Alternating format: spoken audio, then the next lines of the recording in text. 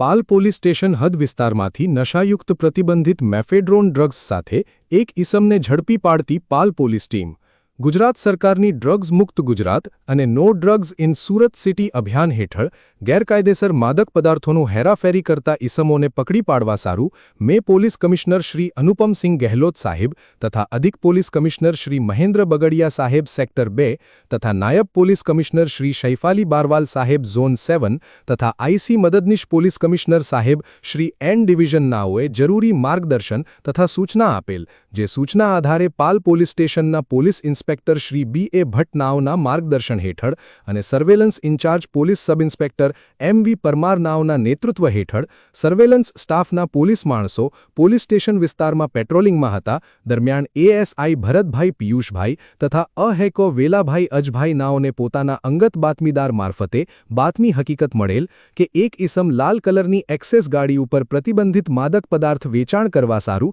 સાંઈ દર્શન સોસાયટીની નજીક તબેલાની આસપાસ આવનાર છે, જેથી સદર બાતમીવાળી જગ્યાએથી બાતમીમાં જણાવેલ વર્ણનવાળો ઈસમ મળી આવતા જેની અંગઝડતી દરમિયાન તેની પાસેથી વગર પાસ પરમિટે ગેરકાયદેસર રીતે નશાયુક્ત પ્રતિબંધિત મેફેડ્રોન ડ્રગ્સનો જથ્થો કુલ્લે વજન 9.250 ગ્રામ, કુલ્લે કિંમત ₹27,750 તથા મોબાઈલ ફોન નંગ 01 કિંમત ₹5,000 તથા એક લાલ કલરનું એક્સેસ મોપેડ કિંમત ₹25,000 મળી કુલ્લે 3,57,750ની મત્તાના મુદ્દામાલ સાથે મળી આવતા તેને પકડી પાડી સદરી ઈસમ વિરુદ્ધ એનડીપીએસ એક્ટ મુજબ કાયદેસરની કાર્યવાહી કરેલ છે.